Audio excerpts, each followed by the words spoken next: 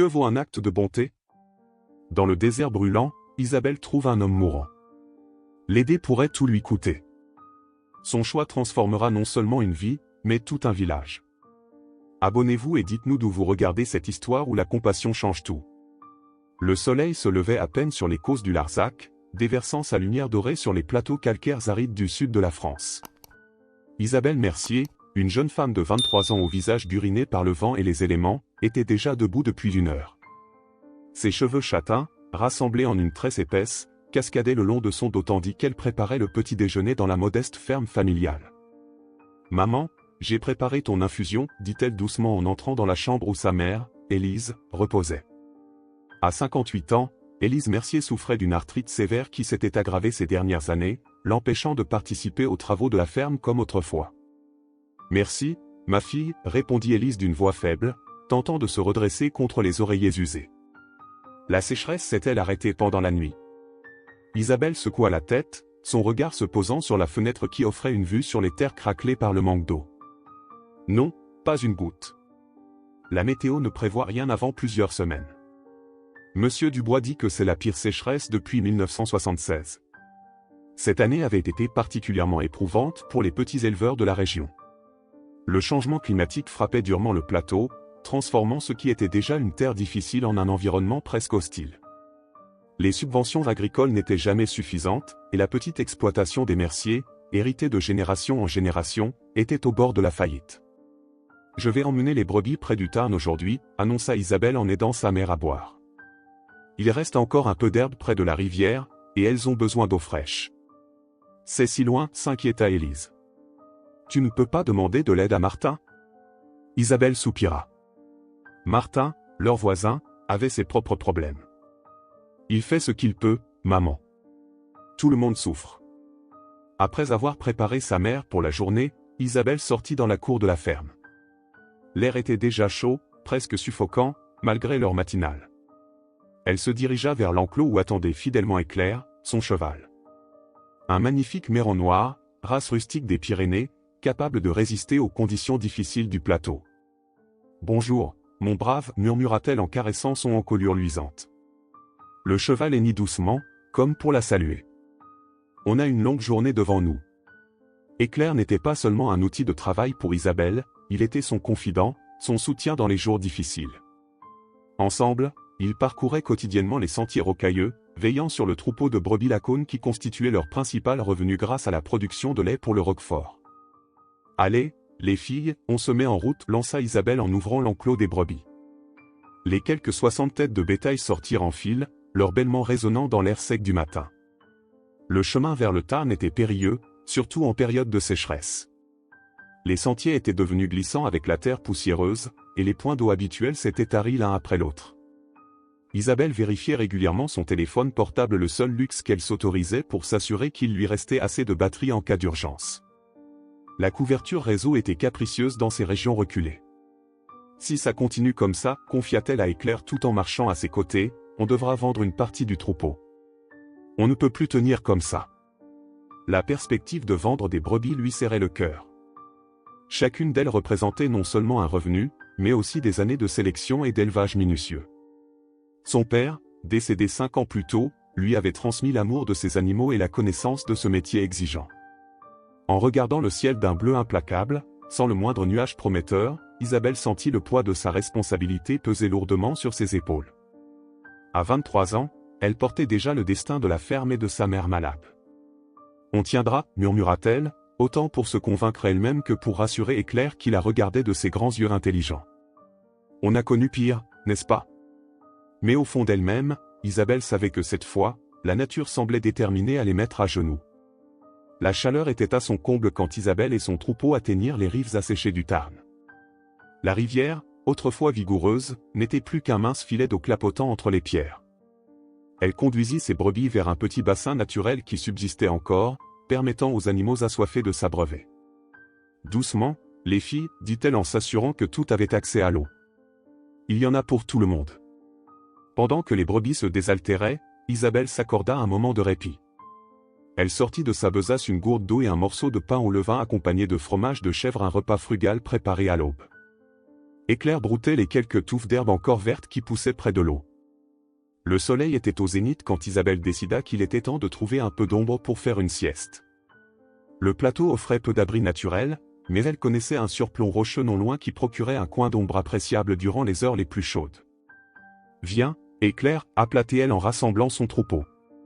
C'est en se dirigeant vers cet abri qu'Isabelle aperçut une forme inhabituelle au pied d'un rocher. De loin, elle pensa d'abord à un tas de vêtements abandonnés, peut-être par un randonneur. Mais en s'approchant, son cœur s'accéléra. C'était un homme, étendu face contre terre. « Mon Dieu » murmura-t-elle en s'approchant prudemment. L'homme ne bougeait pas. Isabelle hésita, scrutant les alentours, méfiante. Les journaux locaux rapportaient parfois des arnaques où des personnes simulaient une détresse pour attirer des secours et les détrousser. Mais ils étaient au milieu de nulle part, loin des chemins de randonnée habituels. « Monsieur » appela-t-elle à distance respectueuse. « Monsieur, vous m'entendez » Pas de réponse. Éclair, d'habitude si sensible au danger, s'approcha tranquillement, reniflant l'air autour de l'inconnu sans manifester d'inquiétude. Cela rassura légèrement Isabelle. Elle s'agenouilla près de l'homme et le retourna délicatement. Son visage était écorché, couvert de poussière et de sueur séchée. Malgré cela, elle pouvait voir qu'il s'agissait d'un homme d'une quarantaine d'années, aux traits fins et distingués. Sa barbe de quelques jours n'arrivait pas à masquer la qualité de son rasage habituel. Ses vêtements détonnaient complètement avec l'environnement, pantalon de costume haut de gamme déchiré aux genoux, chemise en soie dont la couleur claire était maintenant souillée de terre et de sang, chaussures italiennes manifestement coûteuses mais inadaptées à la marche sur le plateau. À son poignet, une montre qui valait probablement plus que tout ce qu'Isabelle possédait. « Monsieur, réveillez-vous » dit-elle plus fermement, en tapotant ses joues. L'homme gémit faiblement, ses paupières frémirent mais ne s'ouvrirent pas. Isabelle sortit sa gourde et versa précautionneusement quelques gouttes d'eau sur les lèvres craquelées de l'inconnu. Sa peau était brûlante, signe d'une déshydratation avancée. « Il faut boire » dit-elle doucement, en soulevant sa tête pour faciliter l'absorption du liquide. Après quelques instants, l'homme toussa et ses yeux s'entr'ouvrirent, révélant un regard bleu désorienté. « Où suis-je » murmura-t-il d'une voix rauque. « Dans les causses du Larzac » répondit Isabelle. « Près du Tarn. »« Comment vous êtes-vous retrouvé ici » L'homme tenta de se redresser mais retomba avec une grimace de douleur. « Je ne sais plus, ma voiture. »« Votre voiture » ? Il n'y a pas de route carrossable par ici. Des hommes, ils m'ont pris mon portefeuille, mon téléphone.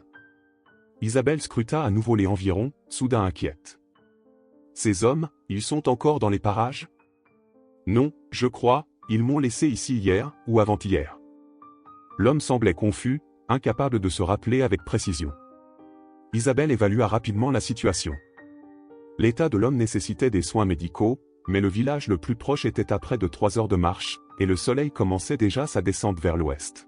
« Comment vous appelez-vous » demanda-t-elle. « Léonard. »« Léonard Santerre » articula-t-il avec difficulté. Ce nom lui disait vaguement quelque chose, mais Isabelle n'arrivait pas à se rappeler où elle l'avait entendu. « Je m'appelle Isabelle Mercier.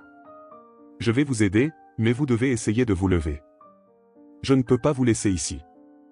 Je ne suis pas sûr de pouvoir marcher, admit-il. » Isabelle regarda Éclair, calculant mentalement. Le cheval était robuste, habitué à porter des charges, mais pas un homme adulte sur une telle distance. « Il faudra bien, dit-elle avec fermeté. Je vais vous aider à monter sur mon cheval. Il vous portera jusqu'au village. »« Et vos moutons » demanda-t-il, remarquant pour la première fois le troupeau qui s'était rassemblé à l'ombre des rochers. « Mes brebis » corrigea-t-elle doucement. « Elles nous suivront. Elles connaissent le chemin. » Avec une détermination née de l'urgence, Isabelle aida Léonard Santerre à se mettre debout. L'homme était grand, bien plus qu'elle, et malgré son état d'épuisement, elle pouvait sentir la force qui habitait normalement ce corps désormais affaibli. « Pourquoi » commença-t-il, avant de s'interrompre pour reprendre son souffle. « Pourquoi m'aidez-vous » Isabelle le regarda droit dans les yeux, surprise par cette question. « Et pourquoi ne le ferais-je pas » Les minutes qui suivirent furent délicates. Isabelle, malgré sa force forgée par les travaux quotidiens de la ferme, peinait à soutenir Léonard. L'homme vacillait sur ses jambes, chaque pas semblant lui coûter un effort considérable. « Appuyez-vous plus sur moi » ordonna-t-elle en passant son bras autour de sa taille. Je ne veux pas vous faire mal, halta-t-il entre deux respirations laborieuses. Ne vous inquiétez pas pour ça. Il faut d'abord vous mettre en selle. Et Claire s'était approchée, comme s'il comprenait la situation. Isabelle guida Léonard jusqu'au cheval et, après plusieurs tentatives douloureuses, réussit à le hisser sur le dos de l'animal. L'homme s'agrippa maladroitement à la crinière d'Éclair, son visage pâle trahissant une douleur qu'il tentait de dissimuler. « Tenez bon », encouragea Isabelle. « Je vais rassembler les brebis. » Léonard hocha faiblement la tête tandis qu'Isabelle sifflait pour regrouper son troupeau. Les brebis, habituées à ces signaux, se rassemblèrent docilement autour d'elle. C'est alors qu'une réalité troublante la frappa de plein fouet, le chemin du retour serait 2 fois plus long que prévu. Avec un homme blessé sur Éclair, elle ne pourrait pas emprunter les raccourcis escarpés qu'elle utilisait habituellement. Debout au milieu de son troupeau, Isabelle sentit l'angoisse monter en elle. Le soleil commençait déjà sa descente vers l'horizon, et dans moins de 4 heures, l'obscurité envelopperait le plateau. Les nuits étaient dangereuses dans les causses, surtout pour un troupeau sans protection. « Est-ce que tout va bien ?» demanda Léonard, remarquant son hésitation. Isabelle se mordit la lèvre, partagée entre 2 urgences contradictoires. D'un côté, cet homme avait clairement besoin de soins médicaux rapidement. De l'autre, ses brebis représentaient la survie économique de sa famille. Si elle prenait le chemin le plus sûr pour Léonard, elle risquait d'exposer son troupeau aux prédateurs nocturnes. « Je réfléchis au meilleur itinéraire », répondit-elle, ne voulant pas l'alarmer davantage. Elle sortit son téléphone, espérant trouver du réseau pour appeler à l'aide, mais l'écran affichait désespérément « aucun service », une situation habituelle dans cette partie isolée du plateau. « Vous avez un téléphone ?» demanda Léonard, un espoir soudain dans la voix. « Oui, mais pas de réseau ici », expliqua-t-elle. « Il faudrait monter jusqu'au point culminant pour espérer capter quelque chose, et c'est à plus d'1 heure de marche dans la direction opposée à celle du village. » Le silence s'installa entre eux, lourd de conséquences potentielles. Isabelle évalua mentalement ses options. Elle pouvait abandonner temporairement son troupeau, conduire Léonard au village, puis revenir chercher ses brebis. Mais les laisser seuls, même pour quelques heures, c'était risquer de perdre plusieurs têtes, un luxe qu'elle ne pouvait pas se permettre en ces temps de crise. « Écoutez, dit finalement Léonard, semblant lire dans ses pensées. Je comprends votre dilemme.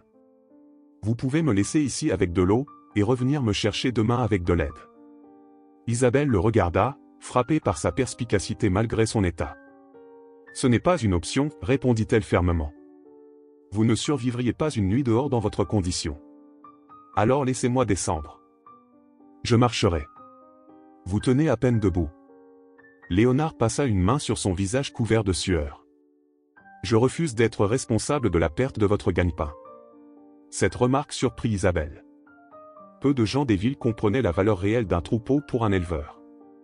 Cet homme, malgré sa richesse apparente, semblait saisir l'importance de ses brebis. « Comment savez-vous que c'est mon gagne-pain ? » La façon dont vous les regardez, expliqua-t-il simplement. Ce n'est pas juste de l'inquiétude, c'est existentiel. Un bêlement plaintif attira l'attention d'Isabelle. Une jeune brebis boitait légèrement, probablement à cause de la chaleur et de la longue marche. Elle s'approcha de l'animal, examina rapidement sa patte, puis se releva, sa décision prise. « Voilà ce qu'on va faire », annonça-t-elle d'un ton qui ne souffrait aucune objection. « Nous allons suivre le lit asséché du ruisseau. C'est plus long mais moins escarpé. Vous resterez sur Éclair, et je guiderai le troupeau. Si nous maintenons un bon rythme, nous pouvons atteindre les premières fermes avant la tombée de la nuit. » « Vous êtes sûr ?» demanda Léonard, visiblement concerné par sa sécurité autant que par la sienne. Isabelle hocha la tête, resserrant le foulard autour de son cou pour se protéger du soleil. « Je connais ces terres mieux que quiconque. Faites-moi confiance. » Elle vérifia que Léonard était bien installé sur Éclair, ajustant sa position pour minimiser les risques de chute. « Tenez-vous à la crinière, et si vous sentez que vous glissez, dites-le immédiatement. »« Merci » murmura Léonard. « Je ne sais pas comment je pourrais vous rembourser. » Isabelle eut un petit sourire fatigué. « Commencez par rester en vie. On parlera de dette quand vous serez hors de danger. » Alors qu'elle prenait la bride d'Éclair pour le guider, Isabelle sentit le regard de Léonard peser sur elle. Il y avait quelque chose dans ses yeux bleus, une reconnaissance, certes, mais aussi une curiosité, comme s'il était déconcerté par son altruisme. « Vous savez, dit-il alors qu'ils commençaient leur lent périple, dans mon monde, personne n'aide personne sans calculer ce qu'il peut en tirer. » Isabelle maintint son regard fixé sur le chemin devant eux, les premières brebis déjà en route derrière le cheval. Alors peut-être que votre monde a besoin de changer, monsieur Santerre. Le soleil continuait sa course implacable vers l'horizon, comme un compte à rebours silencieux sur leur voyage incertain.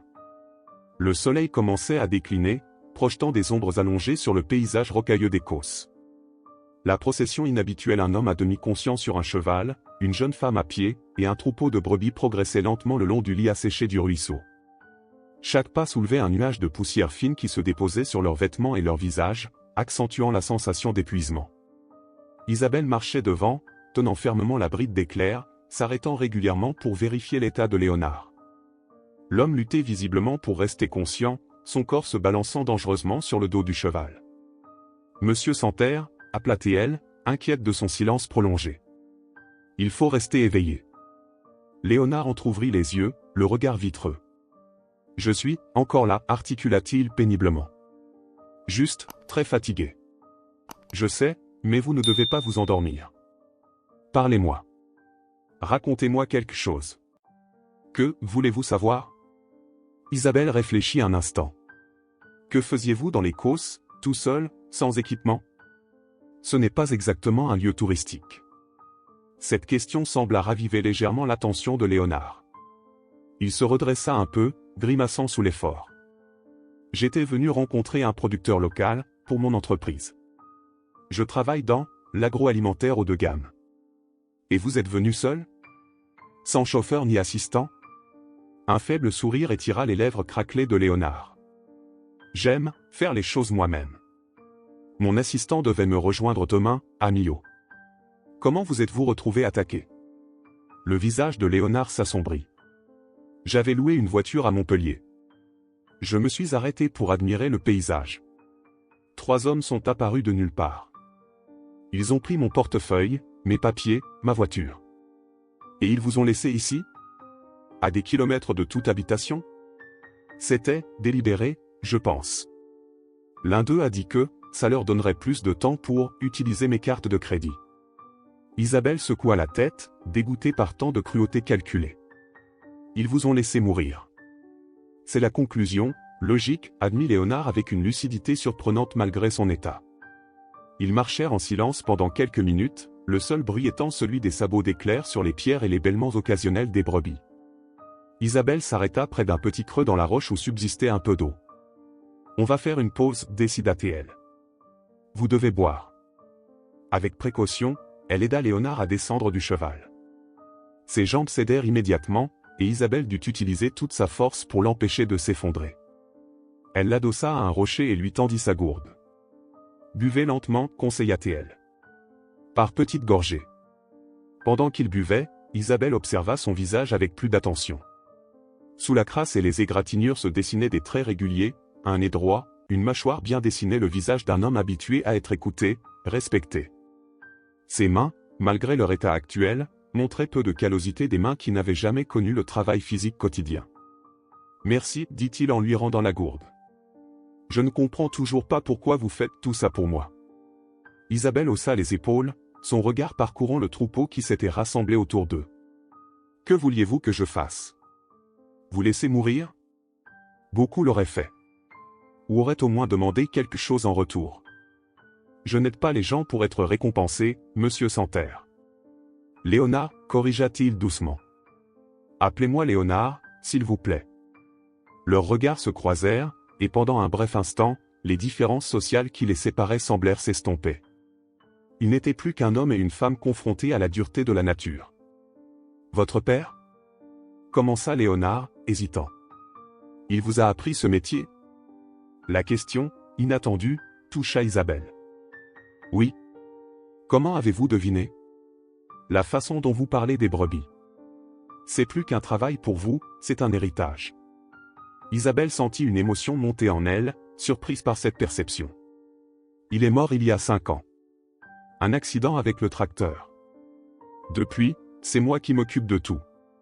Et votre mère ? Elle est malade. Arthrite sévère.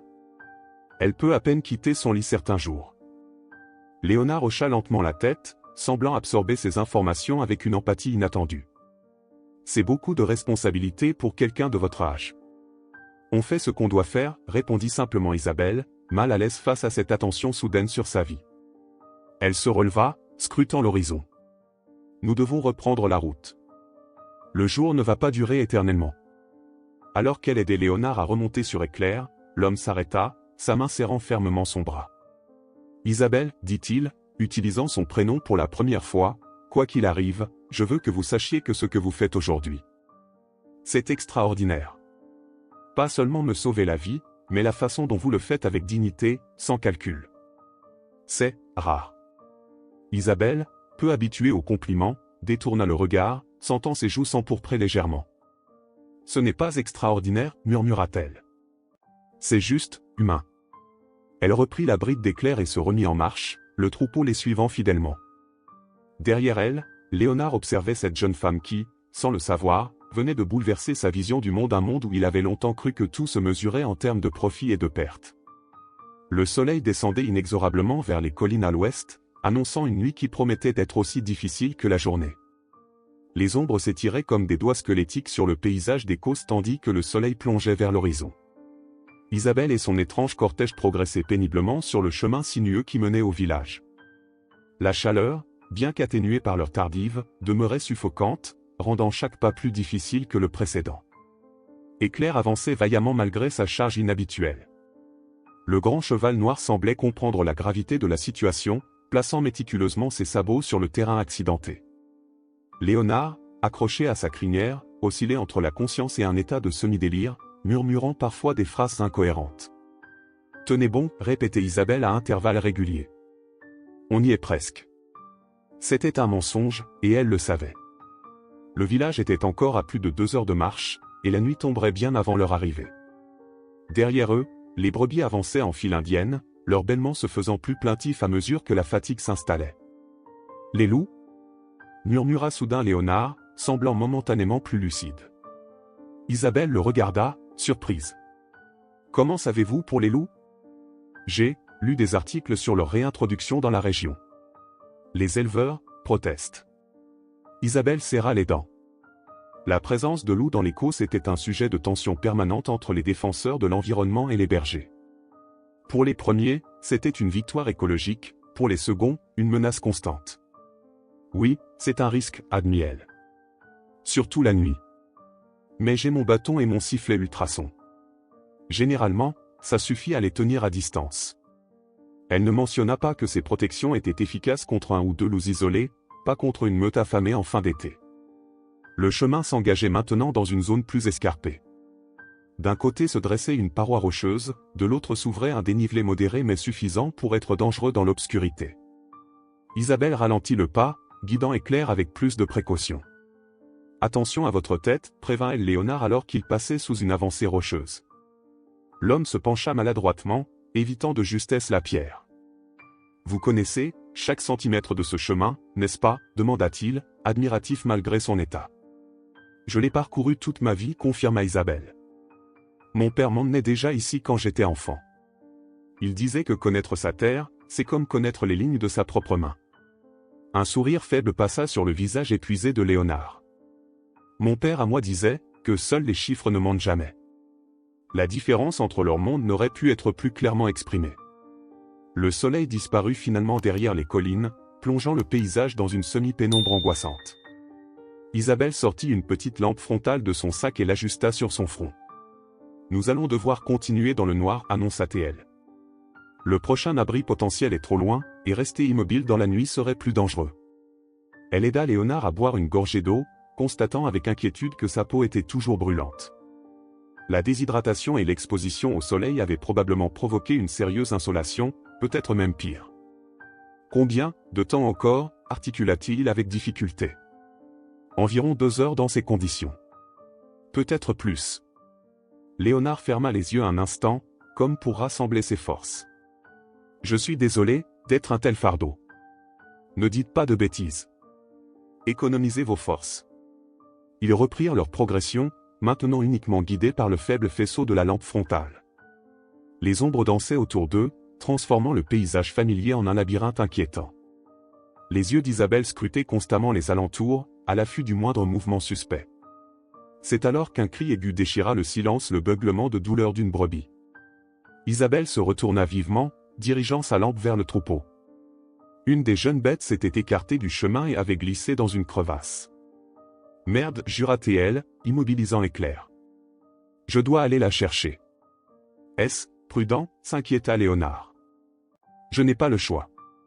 Je ne peux pas l'abandonner. » Elle attacha la bride d'Éclair à un arbuste rabougri.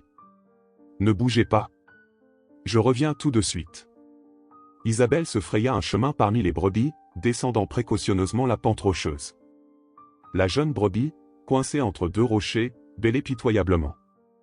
Avec d'infinies précautions, Isabelle parvint à la dégager et à l'examiner rapidement.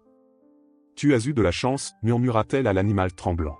« Juste quelques égratignures. » En remontant vers le chemin, Isabelle sentit soudain une douleur fulgurante à sa cheville.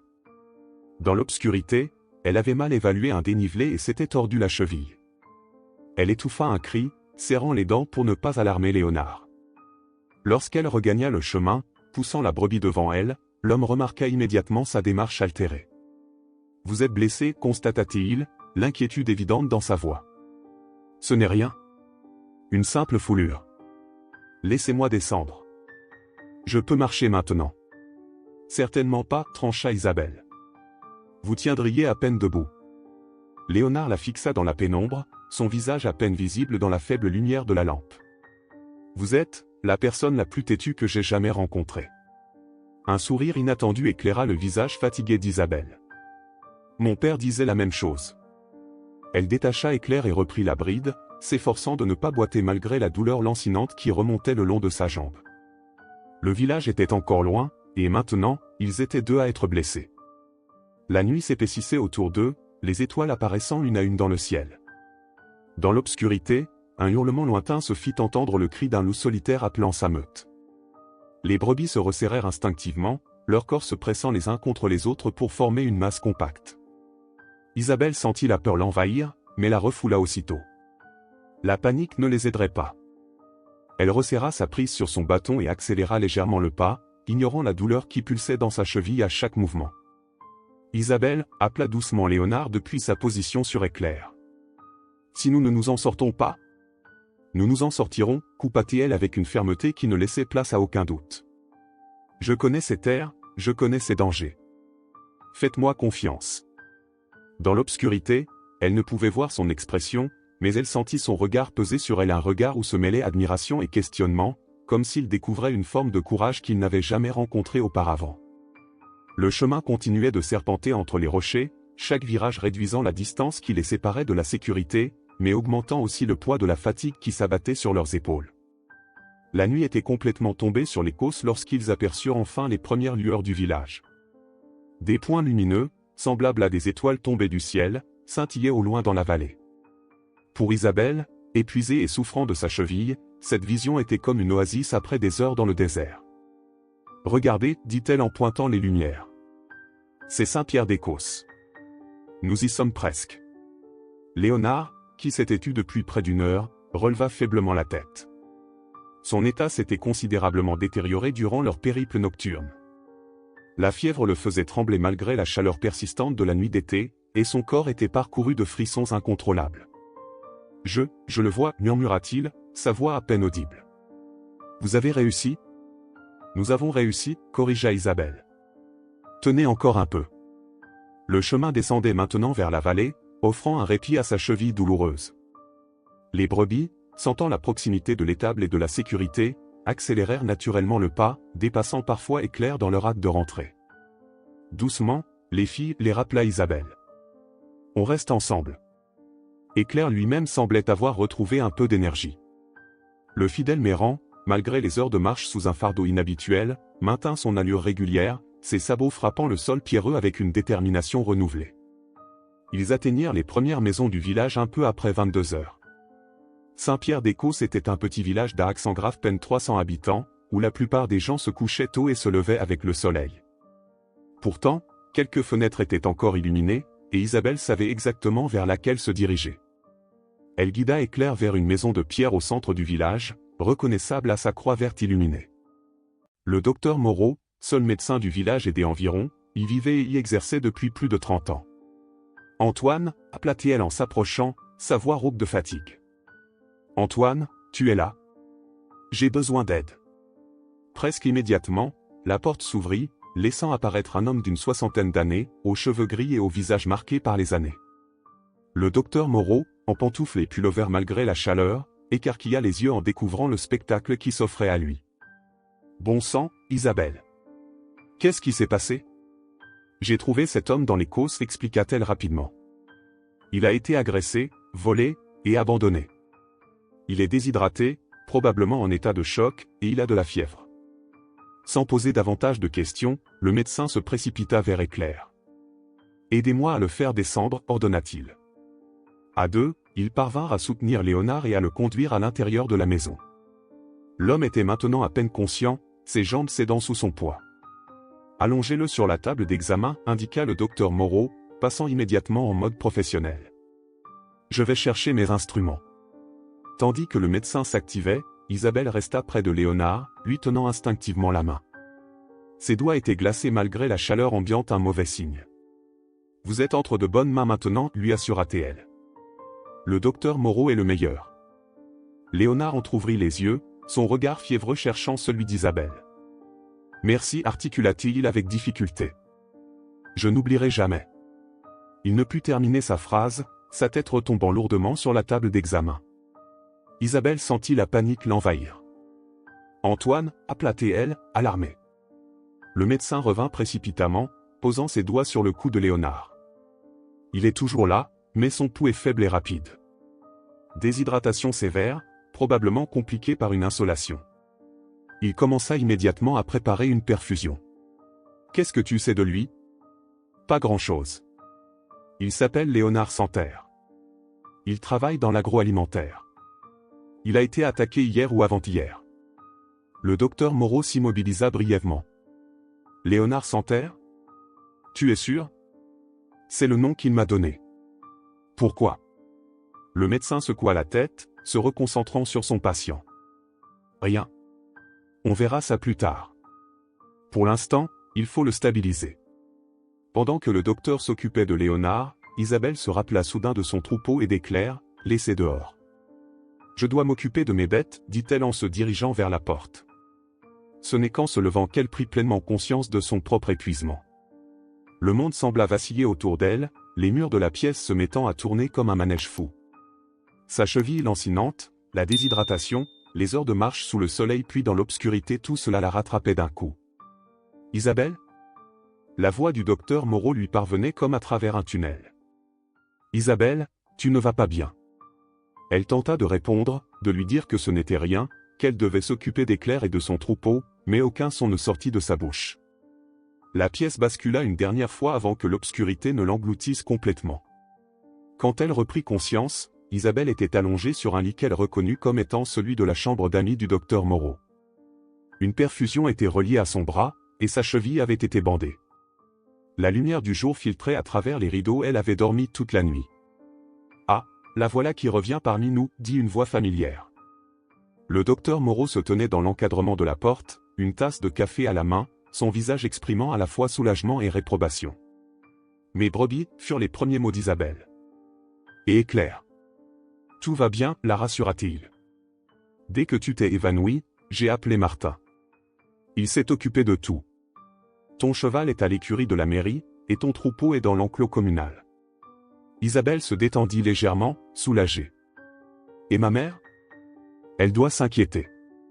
Je l'ai appelée aussi. Marie du café est passée la voir ce matin pour lui expliquer la situation et s'occuper d'elle. Et? Léonard? Comment va-t-il? Le visage du médecin s'assombrit légèrement. Son état est sérieux, mais stable. Déshydratation sévère, coup de chaleur, épuisement. J'ai fait ce que je pouvais ici, mais j'ai préféré appeler une ambulance. Ils l'ont transféré à l'hôpital de Millau ce matin. Isabelle hocha lentement la tête, assimilant ces informations. Il va s'en sortir, alors? Grâce à toi, oui. Sans ton intervention, il serait mort dans ces collines, c'est certain. Un silence s'installa entre eux, Isabelle fixant le plafond, revivant mentalement les événements de la veille. Tu sais qui est Léonard Santerre? demanda finalement le docteur Moreau. Un homme d'affaires dans l'agroalimentaire, c'est ce qu'il m'a dit. Un petit rire incrédule échappa au médecin. C'est un peu comme dire que la tour Eiffel est un morceau de métal. Léonard Santerre est le PDG de Santerre Global, l'un des plus grands groupes agroalimentaires d'Europe. C'est un milliardaire, Isabelle. La nouvelle la frappa comme un coup physique. Un milliardaire? Son visage est dans tous les magazines économiques. Je l'ai reconnu immédiatement malgré son état. Isabelle resta silencieuse, peinant à réconcilier l'homme vulnérable qu'elle avait sauvé avec cette nouvelle information. En tout cas, poursuivit le docteur Moreau, avant de partir dans l'ambulance, il a insisté pour me donner ceci pour toi. Il tendit une carte de visite sur laquelle était griffonné un numéro de téléphone personnel. Il a dit que tu devais l'appeler dès que tu te sentirais mieux. Il veut te remercier personnellement. Isabelle prit la carte, l'observant comme si c'était un objet étrange et incompréhensible. Milliardaire ou non, pour elle, Léonard Santerre resterait l'homme qu'elle avait trouvé mourant dans le désert des Causses, un être humain comme un autre, qui avait eu besoin d'aide. Repose-toi encore un peu, conseilla le médecin en se dirigeant vers la porte. Ta cheville n'est pas cassée, mais la foulure est sérieuse. Tu ne pourras pas marcher normalement pendant quelques jours. Isabelle acquiesça, soudain submergée par une fatigue immense. Alors que le docteur Moreau quittait la pièce, elle ferma les yeux, serrant toujours la carte de visite dans sa main. Le visage de Léonard Santerre flotta dans son esprit, non pas celui d'un puissant homme d'affaires, mais celui d'un homme vulnérable qui lui avait dit « merci » avec une sincérité qu'elle n'oublierait jamais. 3 jours s'étaient écoulés depuis le sauvetage de Léonard Santerre. Isabelle, revenue chez elle, boitait encore légèrement mais avait repris la plupart de ses activités quotidiennes. Sa mère, Élise, l'observait avec un mélange d'inquiétude et de fierté alors qu'elle s'affairait dans la cuisine de leur modeste ferme. « Tu devrais appeler ce monsieur, » dit Élise en désignant la carte de visite posée sur le buffet. « Il attend certainement de tes nouvelles. » Isabelle soupira, essuyant ses mains sur son tablier. « Je ne sais pas quoi lui dire, maman. Je n'ai fait que ce que n'importe qui aurait fait. N'importe qui n'aurait pas risqué son troupeau et sa propre sécurité pour un inconnu, » répliqua doucement Élise. « Et maintenant que nous savons qui il est. » La nouvelle de l'identité de l'homme qu'Isabelle avait sauvé s'était répandue comme une traînée de poudre dans le petit village. Léonard Santerre n'était pas un simple homme d'affaires, il était l'une des plus grandes fortunes de France, à la tête d'un empire agroalimentaire employant des milliers de personnes. Les médias avaient même commencé à s'intéresser à l'histoire, et Isabelle avait dû débrancher le téléphone fixe pour éviter les appels incessants des journalistes. « Justement, » dit Isabelle en s'asseyant à côté de sa mère. « Maintenant que je sais qui il est, c'est encore plus intimidant. Qu'est-ce qu'une simple bergère des Causses peut bien avoir à dire à un milliardaire ?» Un coup discret à la porte interrompit leur conversation. Isabelle se leva, surprise, il recevait rarement des visiteurs, surtout en milieu de journée. En ouvrant la porte, elle se figea. Devant elle se tenait un homme grand, élégamment vêtu d'un costume sobre mais visiblement coûteux. Il lui fallut quelques secondes pour reconnaître Léonard Santerre. Sans la saleté, la barbe de plusieurs jours et l'épuisement, il semblait être une personne complètement différente, plus imposant, plus assuré, mais avec les mêmes yeux bleus perçants qu'elle avait remarqués dans le désert. « Bonjour, Isabelle, » dit-il avec un léger sourire. « J'espérais que vous accepteriez de me recevoir. » Isabelle resta muette un instant, puis se ressaisit. « Monsieur Santerre. Je ne m'attendais pas. Comment avez-vous trouvé notre ferme? Dans un village de cette taille, il suffit de demander où habite la jeune bergère qui a sauvé un homme dans les Causses, répondit-il avec une pointe d'humour. Puis-je entrer? Bien sûr, pardonnez-moi, s'empressa-t-elle de dire en s'écartant pour le laisser passer.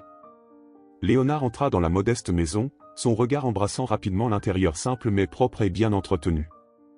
Élise, qui s'était levée en entendant la voix d'un inconnu, se tenait maintenant près de la table, s'appuyant sur sa canne.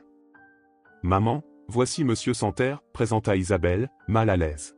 « Monsieur Santerre, ma mère, Élise Mercier. » Léonard s'avança vers la femme plus âgée et, à la surprise d'Isabelle, lui prit délicatement la main pour la porter à ses lèvres dans un geste d'une courtoisie désuète. « Madame Mercier, c'est un honneur de vous rencontrer. Vous avez élevé une fille extraordinaire. » Élise, touchée par ce geste, lui offrit un sourire chaleureux.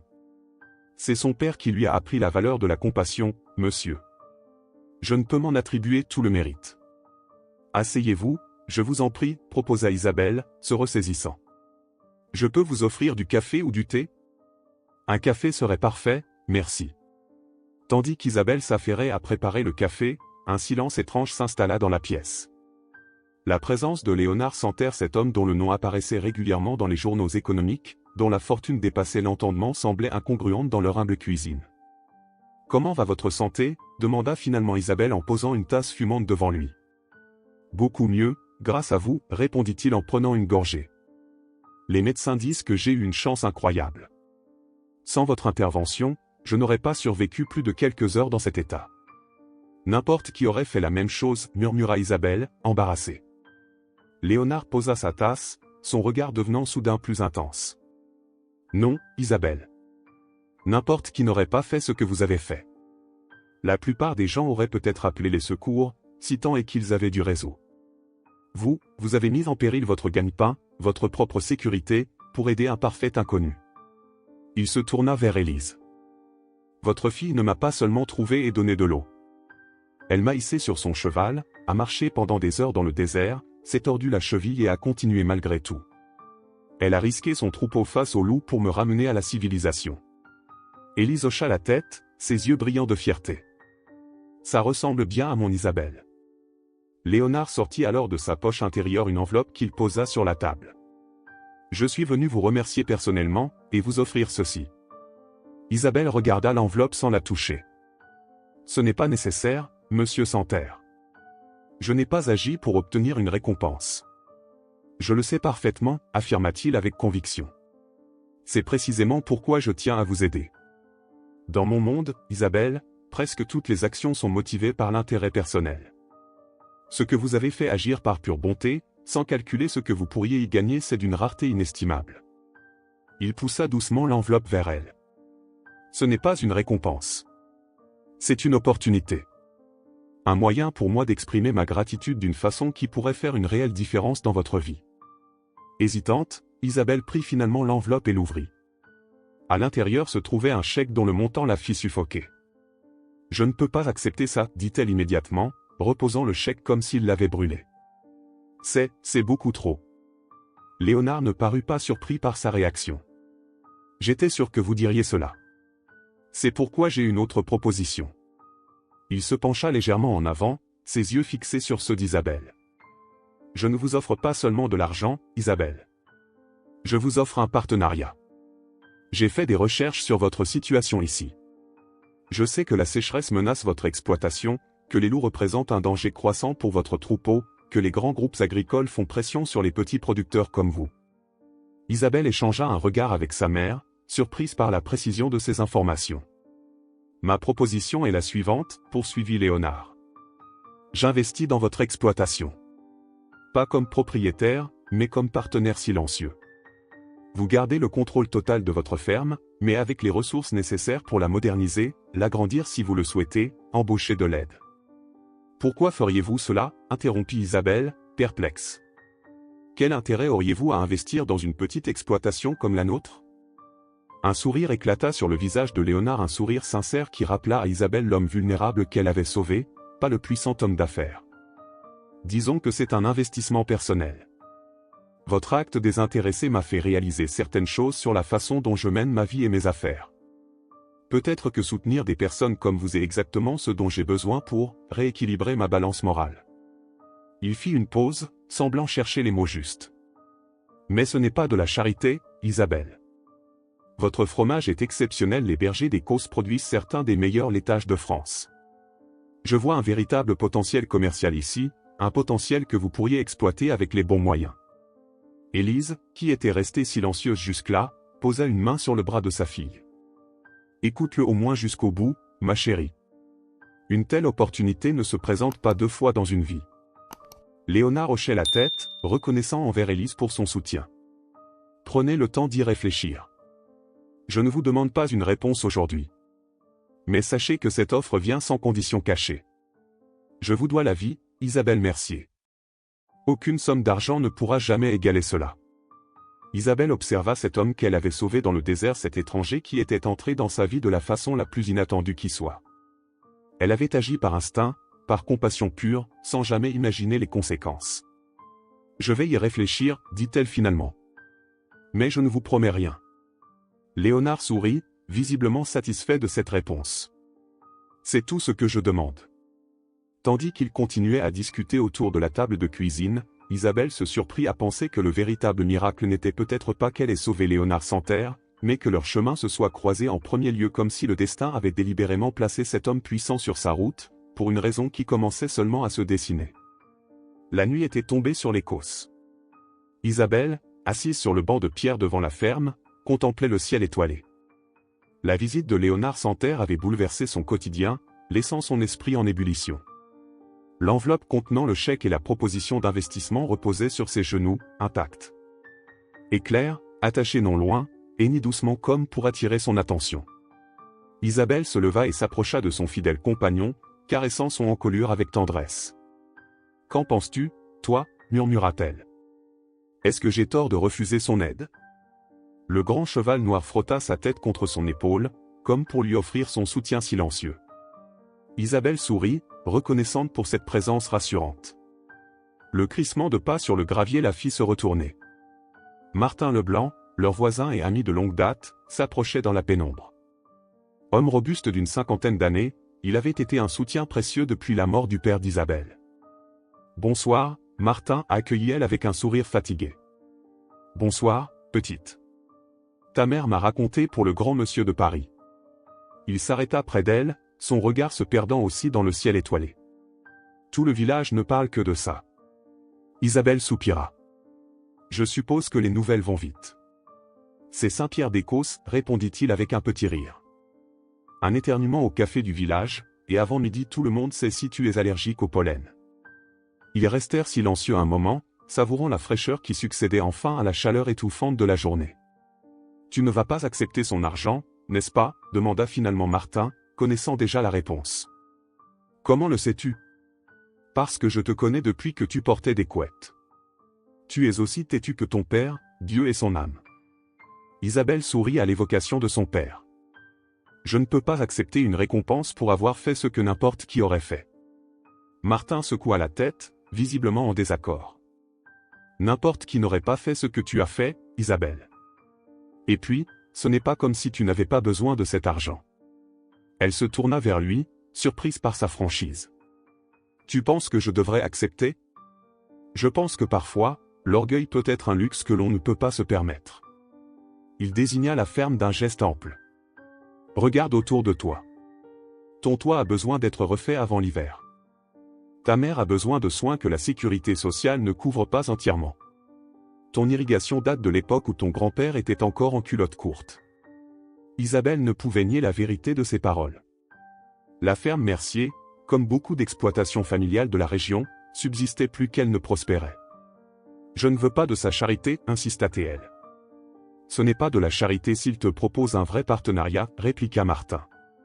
D'après ce que ta mère m'a dit, il ne veut pas acheter ta ferme. Il veut investir, te donner les moyens de développer ton exploitation. Où est le mal ? » Isabelle hésita, cherchant ses mots. « J'ai l'impression que ce serait comme vendre mon âme. Notre famille a toujours été indépendante, fière de ce qu'elle accomplissait par son propre travail. » Martin posa une main calleuse sur son épaule. « L'indépendance, c'est bien beau, petite. Mais à quoi sert-elle si ta ferme ne survit pas à la prochaine sécheresse ? Si ton troupeau diminue chaque année à cause des loups et des maladies ? Si ta mère ne peut pas recevoir les soins dont elle a besoin ? » Ces questions résonnèrent en Isabelle avec une force troublante. Elle baissa les yeux vers l'enveloppe. « Et s'il change d'avis ? S'il veut soudain contrôler ma façon de travailler ? » Martin haussa les épaules. « Les contrats existent pour une raison. Fais-le mettre par écrit qu'il reste un partenaire silencieux. Consulte un avocat avant de signer quoi que ce soit. » Le conseil était sensé, et pourtant, Isabelle hésitait encore. Quelque chose de plus profond, de plus viscéral, la retenait. « J'ai peur », Martin admit-elle finalement à voix basse. « Peur que tout change, que je ne sois plus la même personne une fois que j'aurai accepté son argent. » Le vieil homme sourit avec tendresse. « C'est ça qui t'inquiète ? De changer ? Ma petite Isabelle, l'argent ne change pas les gens, il révèle simplement qui ils sont vraiment. Et je te connais assez pour savoir que 100 millions d'euros ne changeraient pas ton cœur. » Sur ces paroles, il lui tapota l'épaule et reprit le chemin de sa propre ferme, la laissant seule avec ses pensées. Le lendemain matin, Isabelle se rendit au village. Plutôt que d'appeler le numéro inscrit sur la carte de visite, elle préférait parler face à face. Le docteur Moreau lui avait indiqué que Léonard avait pris une chambre à l'unique hôtel du village, un établissement modeste de 5 chambres tenu par la famille Durand depuis 3 générations. Léonard était attablé sur la terrasse, dégustant un café tout en consultant son téléphone.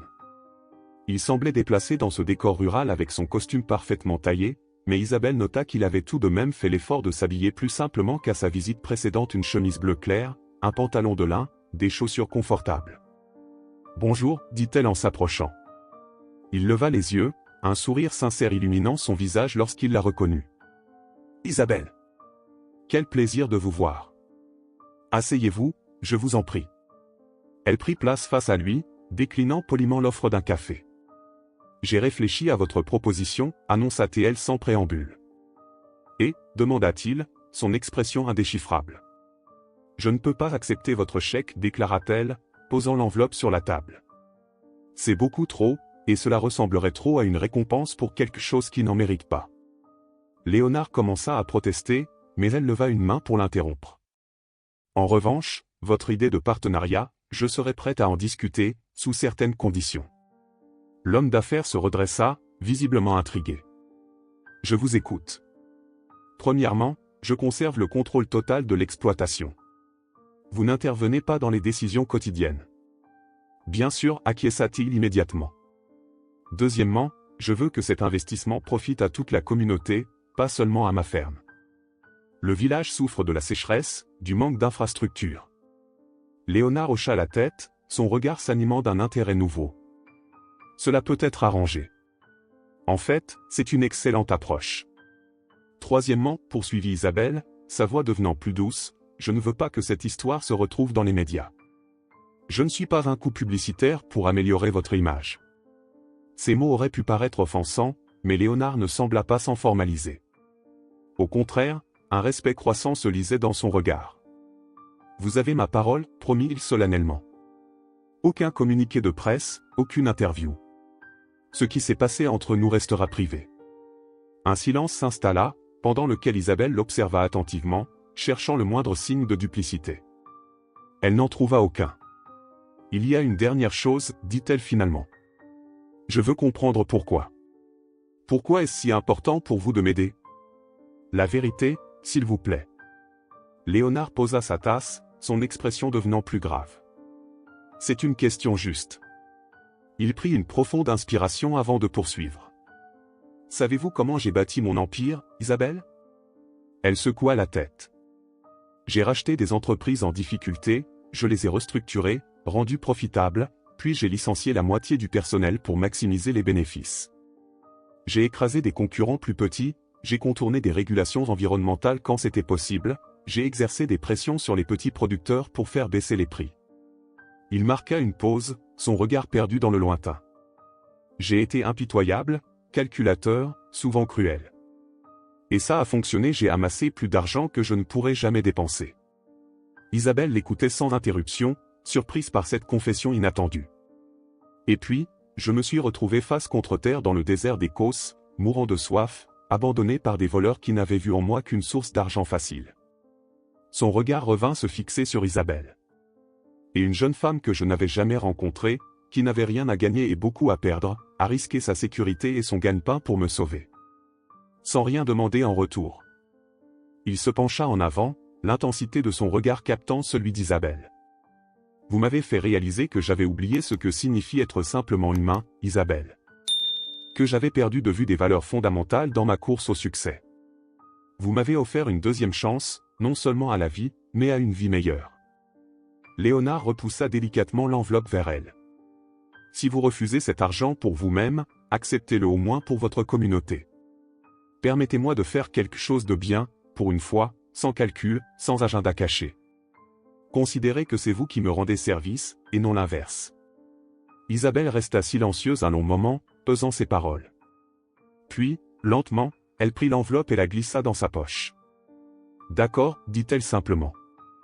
Mais je veux un contrat clair, rédigé par un avocat que je choisirai. Le sourire qui illumina le visage de Léonard était celui d'un homme soulagé d'un poids immense. Vous l'aurez. Merci, Isabelle. Elle lui tendit la main pour sceller leur accord.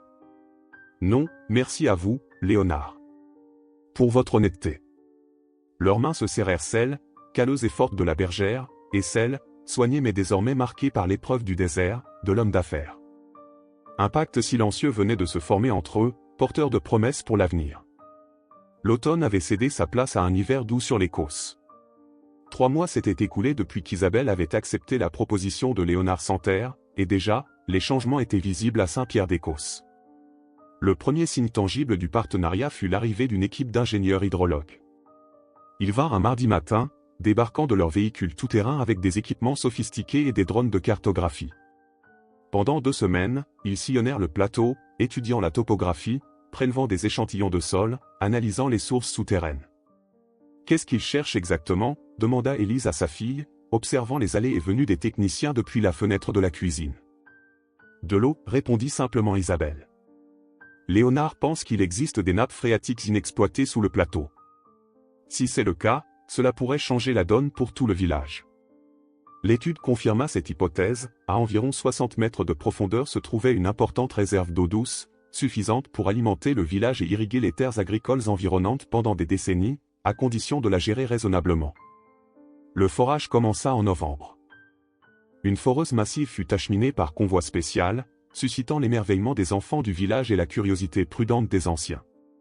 Le maire, Monsieur Lacombe, organisa une réunion publique pour expliquer le projet aux habitants. Ce puits ne sera pas la propriété d'une seule personne ou d'une seule exploitation, expliqua-t-il à l'assemblée réunie dans la salle communale. Il appartiendra au village, et l'eau sera distribuée équitablement selon un système de quotas que nous établirons collectivement. Des murmures approbateurs parcoururent l'assistance. Dans cette région où la sécheresse était devenue un fléau récurrent, l'accès à une source d'eau fiable représentait un espoir inestimable. Isabelle, assise au fond de la salle, observait les réactions.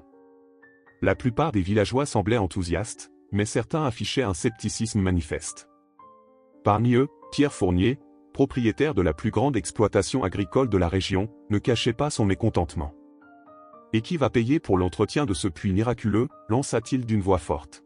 « Qui va assumer les coûts d'électricité pour les pompes? Et si cette eau n'est pas propre à la consommation ?» Le maire, habitué aux interventions de Fournier, répondit calmement, « Une fondation a été créée pour couvrir tous les frais d'installation et d'entretien pendant les 20 prochaines années. Quant à la qualité de l'eau, des analyses complètes seront effectuées avant toute distribution. » Fournier plissa les yeux, suspicieux. « Quelle fondation? D'où vient cet argent ?» Tous les regards se tournèrent vers Isabelle. Elle se sentit rougir mais se leva néanmoins pour faire face à l'assemblée. « L'argent vient d'un investisseur privé qui souhaite rester anonyme, expliqua-t-elle, respectant la volonté de Léonard de ne pas être mentionné publiquement. Son seul souhait est de contribuer au développement durable de notre région. Et pourquoi cet investisseur mystérieux passerait-il par toi, une simple bergère, insista Fournier, le mépris à peine voilé dans sa voix. Avant qu'Isabelle ne puisse répondre, Martin Leblanc se leva à son tour. Peut-être parce qu'Isabelle a prouvé qu'elle avait plus de bon sens et d'intégrité que certains d'entre nous, Pierre. Au lieu de questionner cette chance inespérée, tu ferais mieux de la saisir. Des applaudissements éclatèrent dans la salle, mettant fin à l'interrogatoire. Fournier se rassit, vexé mais momentanément réduit au silence.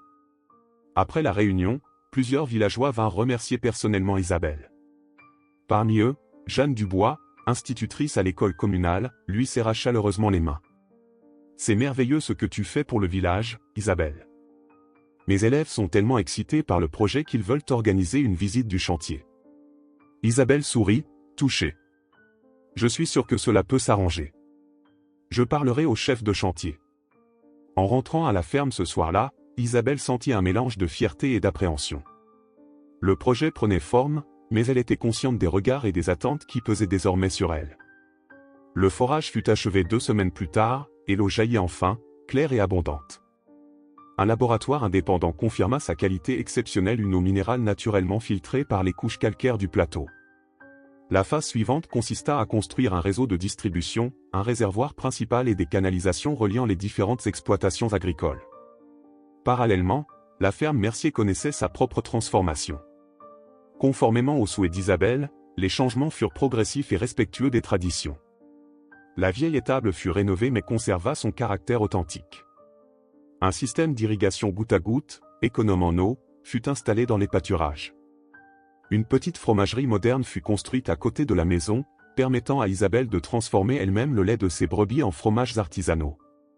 Léonard visitait régulièrement le village, mais toujours discrètement. Il descendait à l'hôtel Durand sous un nom d'emprunt et passait de longues heures à discuter avec Isabelle de l'avancement des projets.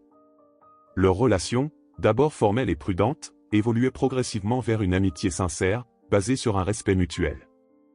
Je n'aurais jamais cru dire cela un jour, avoua Léonard lors d'une de ses visites, alors qu'il se promenait dans les collines surplombant le village, mais je me sens plus en paix ici, dans ce petit village perdu, que dans mon Penthouse parisien avec vue sur la tour Eiffel.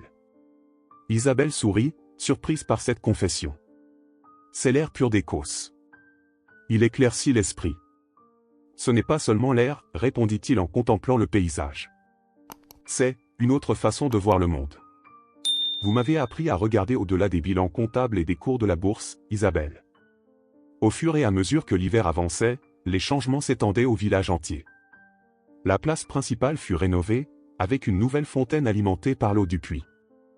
L'ancienne boulangerie, fermée depuis 2 ans après le départ à la retraite du boulanger, rouvrit ses portes grâce à un jeune couple originaire de la région, soutenu par un prêt à taux zéro de la mystérieuse fondation.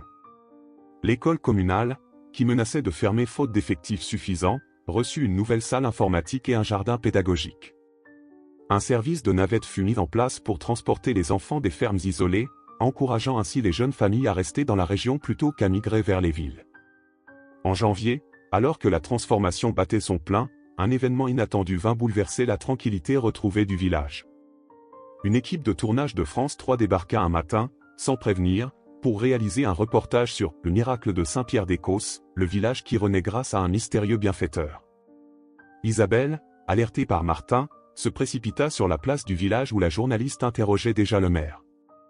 C'est cette jeune femme, là-bas, entendit-elle monsieur Lacombe dire en la désignant. C'est elle qui a tout orchestré. La journaliste se tourna vers elle, suivie par le caméraman. Mademoiselle Mercier. Pouvez-vous nous en dire plus sur votre rôle dans cette renaissance rurale? Comment avez-vous convaincu un investisseur de s'intéresser à votre village? Isabelle, prise au dépourvu, sentit la panique l'envahir. Elle avait promis à Léonard de préserver son anonymat, et voilà que les médias s'emparaient de l'histoire. Je suis désolée, mais je n'ai pas de commentaires à faire, répondit-elle en se détournant. La journaliste insista, lui emboîtant le pas, est-il vrai que vous avez sauvé la vie d'une personnalité importante? Certaines rumeurs évoquent Léonard Santerre, le PDG de Santerre Global. Isabelle s'arrêta net, stupéfaite par cette information. Comment avait-il pu faire le lien? Elle regarda autour d'elle, cherchant qui aurait pu parler. Son regard croisa celui de Pierre Fournier, qui observait la scène avec un sourire satisfait au coin des lèvres. Sans répondre, elle s'éloigna rapidement, rentrant à la ferme où elle appela immédiatement Léonard sur son numéro personnel. Les médias sont là, annonça-t-elle dès qu'il décrocha. Ils savent pour vous. Un bref silence suivit, puis la voix calme de Léonard résonna dans le combiné. Ne vous inquiétez pas, Isabelle. C'était probablement inévitable. Continuez à ne faire aucun commentaire. Je m'occupe de ça. Le lendemain matin, alors que la rumeur enflait et que d'autres journalistes commençaient à affluer, une conférence de presse fut annoncée à Paris.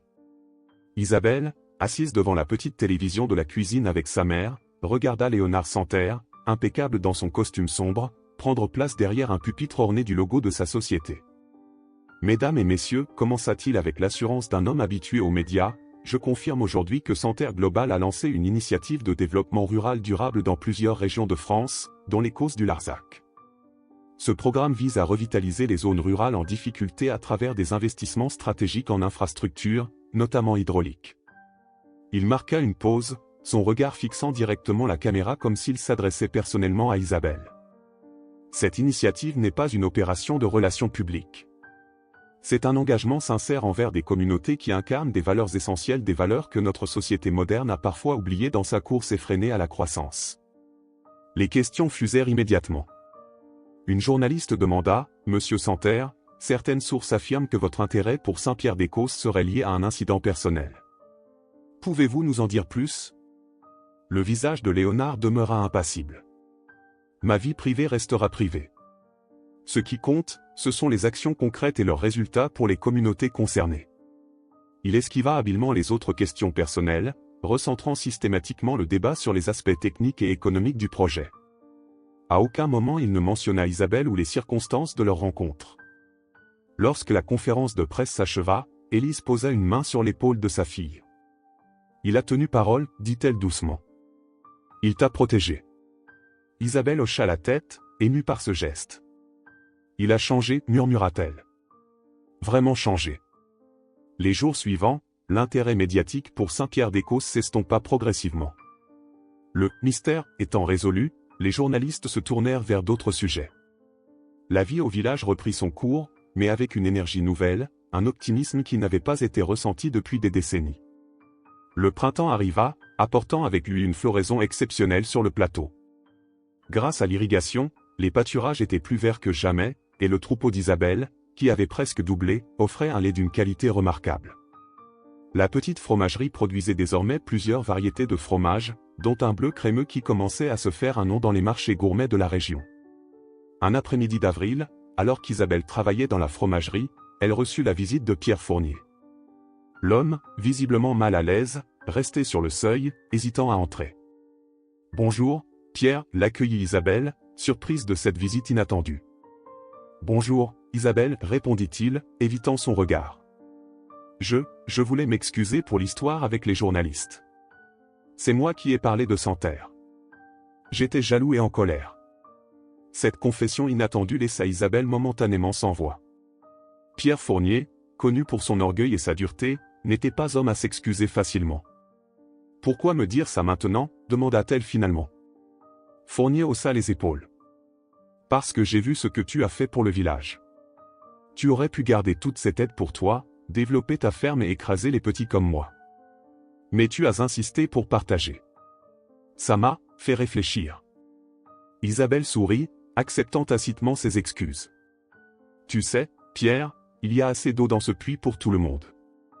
On n'a pas besoin de se battre pour survivre. » L'homme hocha la tête, un léger sourire adoucissant son visage habituellement sévère. « Je commence à le comprendre. Merci, Isabelle. » Alors qu'il s'éloignait, Isabelle réalisa que la véritable transformation du village n'était pas dans les nouvelles infrastructures ou les rénovations. Elle était dans le cœur des gens, dans cette redécouverte de la solidarité et de l'entraide qui avait autrefois été le fondement de leur communauté rurale. Le soir même, assise sur le banc devant la ferme, elle écrivit un message à Léonard, le village refleuri, et pas seulement grâce à l'eau. « Merci d'avoir tenu parole. Votre secret est toujours gardé ici, même si votre impact ne passe pas inaperçu. Quand revenez-vous nous voir ? Les premiers fromages de la nouvelle fromagerie sont prêts à être dégustés. Isabelle. » La réponse arriva quelques minutes plus tard, « Je serai là ce week-end. J'ai hâte de voir les changements et de goûter ces fameux fromages. Mais surtout, j'ai hâte de revoir la personne qui a changé ma vision du monde. À très bientôt. Léonard. » Isabelle sourit, levant les yeux vers le ciel étoilé. Le destin avait tissé un lien improbable entre une simple bergère des Causses et l'un des hommes les plus puissants de France. Et de ce lien était née une renaissance, celle d'un village, certes, mais aussi celle de deux âmes qui avaient appris l'une de l'autre la véritable valeur de la générosité et de l'humanité. Un an s'était écoulé depuis la découverte de Léonard Santerre dans le désert des Causses. L'été était revenu, mais cette fois, le paysage n'avait pas cette teinte jaunâtre de terre assoiffée. Les pâturages demeuraient verts, les jardins fleurissaient, et une atmosphère de prospérité tranquille enveloppait Saint-Pierre-des-Causses. Isabelle, assise sur une pierre plate surplombant la vallée, observait Éclair qui paissait paisiblement non loin. Son fidèle compagnon semblait lui-même plus vigoureux, profitant de l'herbe abondante et de journées moins éprouvantes. Le troupeau d'une centaine de brebis était dispersé sur le flanc de la colline, formant des taches blanches sur le tapis verdoyant. « Je savais que je te trouverais ici, » dit une voix derrière elle. Isabelle se retourna pour voir Léonard s'approcher. L'homme d'affaires avait changé en un an. Son visage, autrefois marqué par la tension perpétuelle des grandes responsabilités, s'était adouci. Il portait des vêtements simples à Jean, une chemise à carreaux, des chaussures de marche et semblait parfaitement à l'aise dans cet environnement rural, loin des salles de conseil d'administration parisiennes. « C'est mon endroit préféré, » répondit-elle avec un sourire. « D'ici, on peut voir toute la vallée, et tout ce qui a changé. Léonard s'assit près d'elle, contemplant le paysage. Au loin, on distinguait le village avec son clocher, les fermes environnantes, et le complexe de la nouvelle coopérative laitière qui regroupait désormais les producteurs de la région. C'est incroyable ce qui s'est passé en un an, dit-il pensivement. Quand je pense que tout a commencé par une rencontre fortuite dans le désert. Fortuite ? Isabelle haussa un sourcil interrogateur. Vous croyez vraiment au hasard ? Léonard sourit. J'étais un homme pragmatique qui ne croyait qu'aux chiffres et aux faits tangibles. Mais après ce qui s'est passé, je ne suis plus si sûr. Ils restèrent silencieux un moment, savourant la brise légère qui adoucissait la chaleur de l'après-midi. J'ai reçu une proposition intéressante hier, annonça finalement Isabelle. La coopérative veut que je devienne leur directrice générale. Ils disent que mon expérience dans la gestion du projet de revitalisation me qualifie pour ce poste. Et qu'allez-vous répondre ? Isabelle haussa les épaules. Je ne sais pas. Je suis bergère, pas directrice. Vous êtes bien plus que ça, Isabelle, répliqua doucement Léonard. Vous avez un don naturel pour rassembler les gens, pour voir le potentiel là où d'autres ne voient que des problèmes. C'est exactement ce dont cette coopérative a besoin. Elle tourna la tête vers lui, surprise par la conviction dans sa voix. Vous pensez vraiment que je pourrais diriger une entreprise ? Je pense que vous pourriez diriger n'importe quoi si vous le vouliez, affirma-t-il. Mais la vraie question est, est-ce ce que vous voulez ?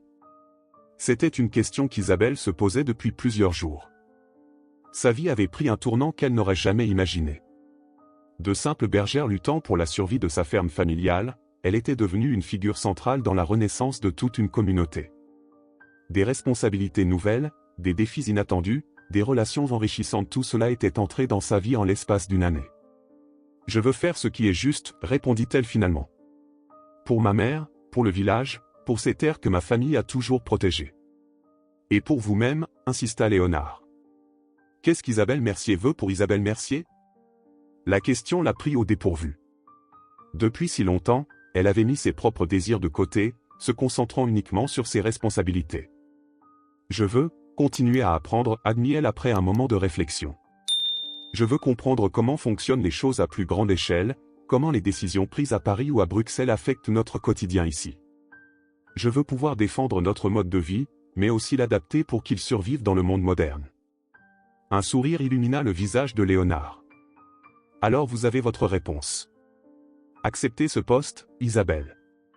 Et si vous avez besoin de formation, de conseils, d'un mentor, je serai là. » Elle le regarda, reconnaissante pour ce soutien inconditionnel qu'il lui offrait.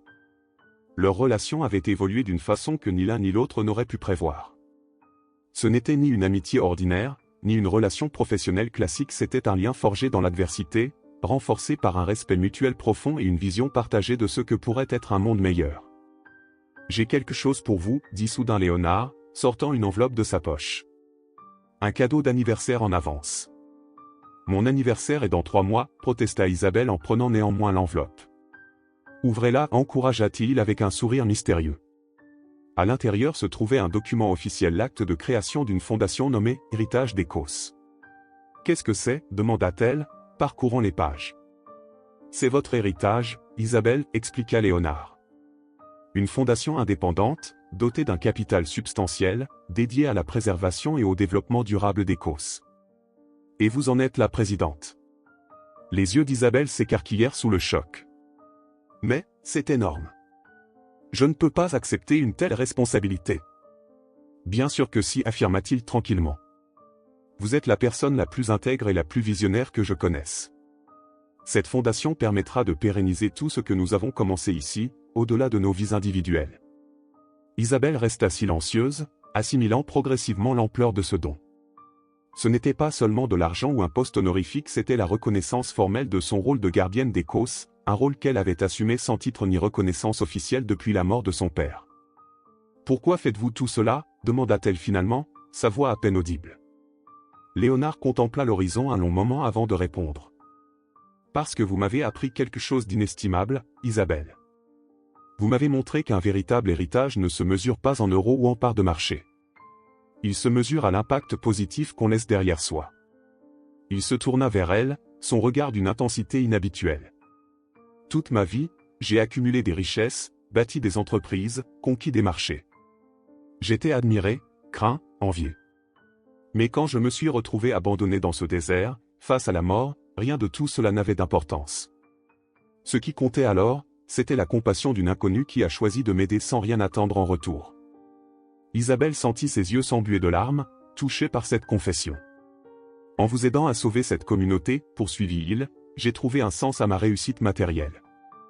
Pour la première fois de ma vie, j'ai utilisé mon pouvoir et mes ressources pour créer quelque chose de véritablement bon, quelque chose qui durera bien après moi. Vous avez changé, murmura Isabelle. Grâce à vous, confirma-t-il avec un sourire. Vous avez été mon guide, mon exemple. Et maintenant, avec cette fondation, vous pourrez guider d'autres personnes, inspirer d'autres communautés. Un bêlement insistant les interrompit. Une jeune brebis s'était approchée d'Isabelle, quémandant son attention. Elle sourit, caressant machinalement l'animal qui se pressait contre elle. Vous voyez, remarqua Léonard en observant cette scène. Même vos brebis reconnaissent votre leadership naturel. Isabelle rit, essuyant discrètement une larme. Elles me suivent surtout parce que j'ai toujours des friandises dans mes poches. Une leçon de management que je devrais peut-être appliquer dans mes entreprises, plaisanta Léonard. Ils échangèrent un regard complice, puis éclatèrent de rire un rire libérateur qui résonna dans l'air pur d'Écosse. En contrebas, la vie du village suivait son cours. Des enfants jouaient sur la place rénovée, les anciens discutaient à l'ombre des platanes, les commerces avaient rouvert leurs portes. La sécheresse n'était plus une menace existentielle, les loups étaient tenus à distance par des méthodes modernes et respectueuses, et pour la première fois depuis des décennies, de jeunes familles s'installaient dans la région plutôt que de la quitter. Je n'aurais jamais imaginé tout cela possible, admit Isabelle en contemplant ce tableau idyllique. C'est ça, le vrai miracle, répondit Léonard. Pas le puits, pas l'argent, pas les infrastructures.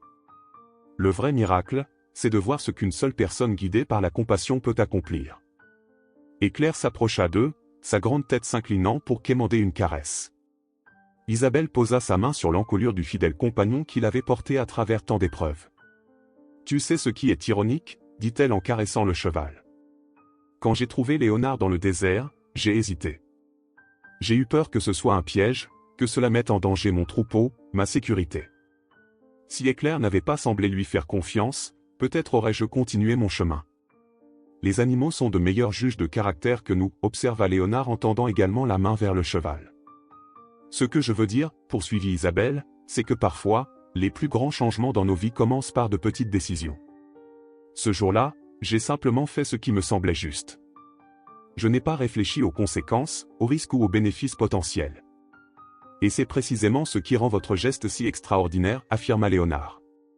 Dans un monde où tout est calculé, mesuré, et évalué en termes de profit et de perte, agir par pure compassion est devenu presque révolutionnaire. Le soleil commençait à décliner vers l'horizon, baignant les causes d'une lumière dorée qui transformait le paysage en tableau impressionniste. Isabelle rangea soigneusement les documents de la fondation dans l'enveloppe, la glissant dans la poche de sa veste. « Je vais accepter, dit-elle finalement. Le poste à la coopérative et la présidence de la fondation. Mais à une condition. » Laquelle, demanda Léonard, intrigué. Que vous acceptiez d'être mon conseiller. J'ai beaucoup à apprendre, et vous avez l'expérience que je n'ai pas. L'homme sourit, visiblement touché par cette demande. Ce serait un honneur, Isabelle. Mais je crois que j'apprendrai autant de vous que vous de moi. Ils se levèrent, prêts à redescendre vers le village où une réunion de la coopérative devait avoir lieu en début de soirée. Isabelle siffla doucement, rappelant son troupeau qui commença à se rassembler. Éclair se plaça naturellement à ses côtés, prêt à guider les brebis. Vous savez, dit Léonard alors qu'ils amorçaient la descente, certains à Paris m'ont critiqué pour mon investissement sentimental dans un petit village perdu.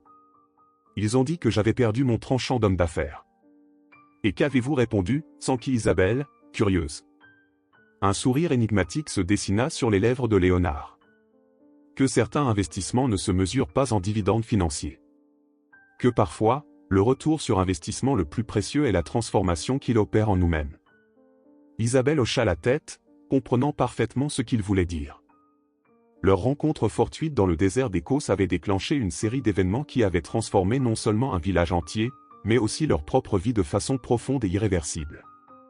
Alors qu'ils marchaient côte à côte, suivis par le troupeau et guidés par le fidèle Éclair, Isabelle réalisa que son véritable héritage ne serait pas seulement cette fondation, ni même la renaissance du village. Ce serait cette leçon simple mais puissante qu'elle avait incarnée sans même le savoir, que la compassion, lorsqu'elle est mise en action, peut créer des ondes de changement qui se propagent bien au-delà de notre horizon immédiat. Et tandis que le soleil couchant projetait leurs ombres allongées sur le chemin, ces deux êtres que tout semblait séparer, la bergère d'Écosse et le magnate parisien, avançaient ensemble vers un avenir qu'ils avaient choisi de construire, non plus comme des étrangers liés par le hasard, mais comme des alliés unis par une vision commune d'un monde plus humain. Laissez votre like, abonnez-vous à la chaîne, activez la cloche et si vous avez regardé jusqu'ici, commentez « J'ai regardé jusqu'ici » et donnez votre avis sur cette histoire. Ah, et n'oubliez pas de regarder la prochaine vidéo qui apparaît à l'écran final, c'est très émouvant.